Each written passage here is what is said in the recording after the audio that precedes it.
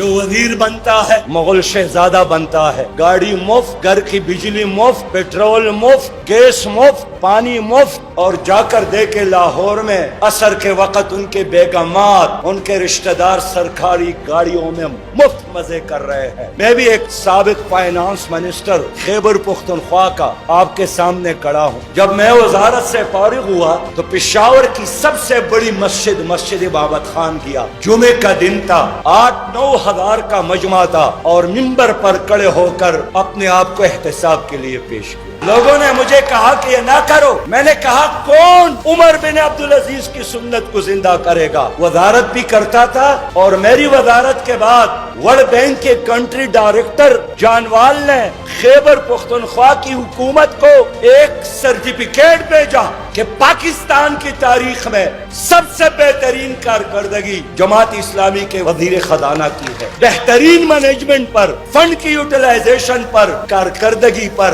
1.4 billion کا انعام مجھے دیا گیا۔ میرا صوبہ کرسپری صوبہ بنا۔ ہم نے خواتین کے لیے علیحدہ میڈیکل کالج بنائے، ہم نے خواتین یونیورسٹی بنائی، ہم نے ہر ضلع میں کیٹیگری اے ہاسپٹل بنایا، ہم نے ایمرجنسی علاج مفت کیا، ہم نے ادنا سے لے کر میٹرک تک مفت کتاب دیے، اور میں وزیر خزانہ تھا، خود بھی 18,000 روپیہ تنخواہ لیتا تھا، اور اپنے وزراء کو بھی 18,000 ہی دیتا تھا۔ اللہ نے پھر موقع دیا تو میرے وزیر اعظم کی تنخواہ پرائمری کی استاد سے زیادہ نہیں ہوگا۔ یہ جو بڑے بڑے محلات ہیں، ان محلات کو ہم یتیم خانے، ہم تعلیمی اداروں میں بدلیں گے۔ کسی بھی سرکاری سیکرٹری کو، ڈپٹی کمشنر کو 10 مرلے کے پلاٹ سے زیادہ گھر نہیں ہونا چاہیے۔ پاکستان کو جدید اسلامی ریاست بنائیں گے، لیکن یہ ہوگا کیسے؟ یہ آپ کے ووٹ کے ذریعے ہو سکتا ہے، یہ آپ کے سپورٹ کے ذریعے ہو سکتا ہے۔ ایک اسلامی اور خوشحال پاکستان کے خاطر جماعت اسلامی کا ساتھ دے۔